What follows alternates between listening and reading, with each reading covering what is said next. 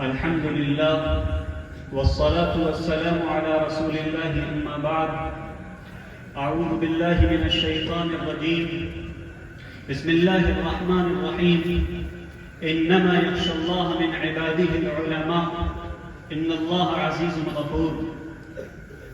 محترم صدر اور جلیل القدر اساتذہ اکرام اور سامعین بزم، آج کی اس پروقار مجلس میں میری تقریر کا موضوع کہ ہندوستانی مسلمانوں نے جنگ آزادی میں کیا کارنامہ انجام دیا ہے اور ان کا کیا مقام رہا ہے، یہ ایک لمبی داستان ہے. میں آپ کے سامنے اس کی تھوڑی سی تاریخ اور ادنا سی جھلک دکھانا چاہتا ہوں. محترم حضرات، جب ہندوستان کی سرزمین پر انگریزوں کا ناپاک سایہ پڑا اور وہ اپنی شاطرانہ اور عیارانہ چالوں سے یہاں کے مالک بن بیٹھے، اور جب ہندوستانیوں پر ظلم و ستم کے پہاڑ توڑے جانے لگے، تو ایسے نازک وقت میں جس نے سب سے پہلے انگریزوں کے خلاف علم بغاوت بلند کیا وہ شاہ عبدالعزیز ابن ولی اللہ محدث دہلوی رحمۃ اللہ علیہ ہیں. یہ وہ مرد مجاہد اور درویش خدا ہے کہ جس نے وقت سے بہت پہلے مسلمانوں کے نسب العین کا اعلان کر دیا تھا، جہاں پہنچنے کے لیے ابھی دوسروں کو برس ہا برس انتظار کرنا تھا. شاہ عبدالعزیز رحمۃ اللہ علیہ کا یہ فتویٰ ایک بجلی کی طرح چل پڑا.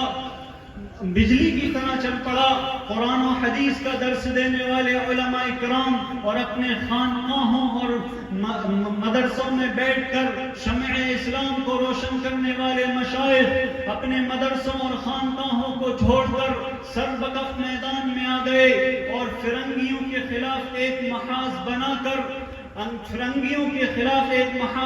کر اللہ توکل علی اللہ پر نکل پڑتے ہیں. میں تو اکیلا ہی چلا تھا جانب منزل، مگر راہ رواتے گئے اور کارواں بنتا گیا. حضرات، سن 1857 کے اندر دو محاذ بنائے گئے. ایک محاذ امبالہ پر جس کی قیادت مولانا جعفر تھانیسری کے پاس تھی، اور دوسرا محاذ شاملی پر جس کی لیڈرشپ حاجی امداد اللہ مہاجر مکی رحمت اللہ علیہ فرما رہے تھے. یہ بڑی پھوریز جنگ ہوئی. اس جنگ کے اندر بڑے بڑے علماء صلحاء شہید و زخمی ہوئے. اسی جنگ میں 2 لاکھ مسلمان شہید ہوئے ہیں، جن میں 51,000 علماء کرام کی تعداد نمایاں ہے. بہرحال اس جنگ میں وسائل کی قلت اور اپنوں کی غداری کی وجہ سے فرنگیوں کا غلبہ ہوا. تو مسٹر وائی، انگریزوں کے لیڈر مسٹر وائی سرائے برطانیہ نے اپنے ہندوستانی مشیروں سے رائے طلب کی کہ بتاؤ ہندوستان میں ہماری حکومت کس طرح قائم رہ سکتی ہے.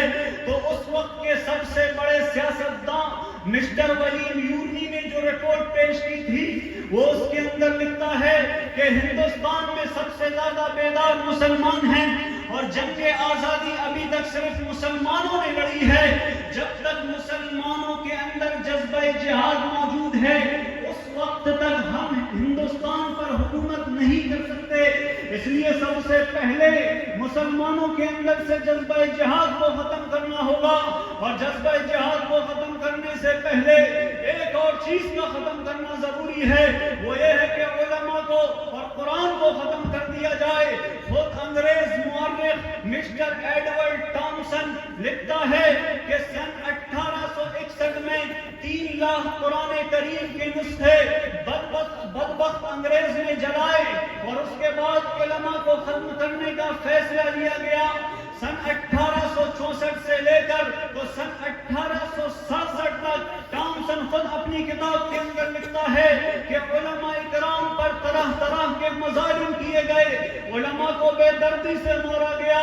دلی کے چاندنی چوک سے لے کر تو خیبر تک کوئی ایسا درخت نہ تھا کہ جس پر علماء کی گردنیں نہ لٹکی ہوئی ہوں. ٹامسن کہتا ہے کہ علماء کے جسموں کو تانبے سے داغا گیا، علماء کو سوروں کی کھالوں میں بند کر کے جلتے ہوئے تندوروں میں ڈال دیا گیا. لاہور کے دریائے راوی میں جس وقت ہندوستان کے ٹکڑے نہیں ہوئے تھے، علماء کرام کو بوریوں میں اندر ڈال دیا جاتا اور اوپر سے گولیوں سے بھون دیا جاتا تھا۔